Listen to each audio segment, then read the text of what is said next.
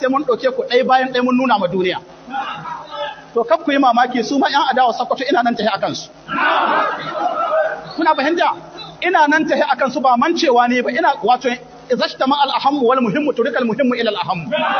An ka samu abubuwa guda biyu ga mahi muhimmanci to za a yi kokari a kare da mahi muhimmanci. Misali ce ina nan tahi wurin ƴan adawa Sokoto. Tsakaninku da Allah Janar Muhammadu Buhari ya bada mukamai jihar Sokoto ko bai basuwa ba. Tsakaninku da Allah mukaman sun wa ƴan jihar Sokoto unhwani. Sun wa ƴan jihar Sokoto unhwani. Cikin manyan kujerun da an ka bamu akwai ministan ƴan sanda, akwai sakatare na hukumar ƴan sanda, akwai ambassador a jihar Sokoto, akwai su ko babu.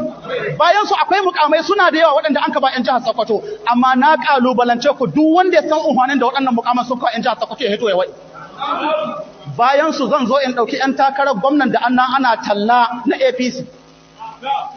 Ku jiya kowannen su akwai abin da yawa jihar Sokoto.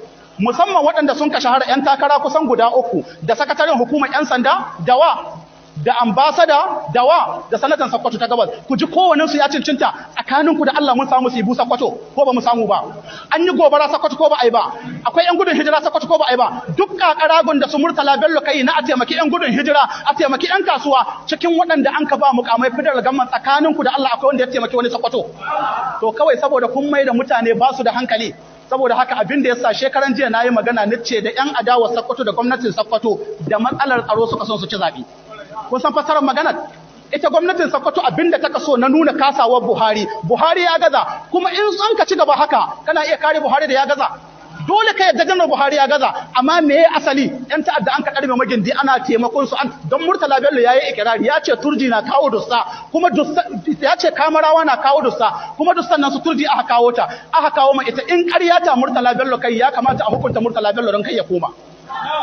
To abinda nika tambayar jami'an tsaro waka ba Musa Kamara kuɗi yana so masu turji dussa yana kai musu. Ku ce turuz zambirni su ka bada kuɗin. Saboda haka abinda ya kamata ku sani, 'yan takarar gwamna yanzu suna nan ana ta yaɗa su, akwai almajiransu 'yan social media. Suna nan sai haka kawai ana haɗin wa da babu iri, ni in kace min haka na tsada mamari zan babu iri na miyawa jihar Sokoto. Doka kowa za a yi mai hisabi aljaza'u min jinsil amal. Don haka magana cewa ai wane ya kawo babu ruwanmu da wanda ya kawo shi, wallahi shi za mu gani ya taimaki ƴan jihar Sokoto za mu tallata shi kowa ashi. Siyasar da attahi abinda attashin hankalin kowane bangare na ƴan siyasa yanzu babu magana sat. Yanzu dai kun ga kun yi san an yi muku sako ko ba a yi muku sabba. Saboda haka a ɗauki kowa abinda nika son ku gane duk wanda an ka ba mukamin federal gamma a cikin adawa jihar Sokoto babu guda da yawa in jihar Sokoto unhani. In kun ka cire wani bawan Allah ma'aikacin gwamnati na federal government dan Isa na kusa abin da yayi, mutanen da an ka halba gabacin Sokoto abin da yayi kokari kuɗi ya hisu a cikin aljihu ne, ya kai specialist, ya kai asibitoci cewa duk inda an ka halbe wani to aje a hissan mai bullet, aje a bashi magani cikin aljihu ne. To kun ga irin wannan shi za mu fitar da iri ne saboda yayi abin da ya kamata, amma wallahi kujeran ƴan adawa Sokoto ba su da amfani don shi kaga ba su ganin girman kowa in ba mai gidansu ba. Don haka da ka saba mai sai aga kamar ka saba ma hadisi, mu za mu saba mai wallahi kuma direct ba indirect.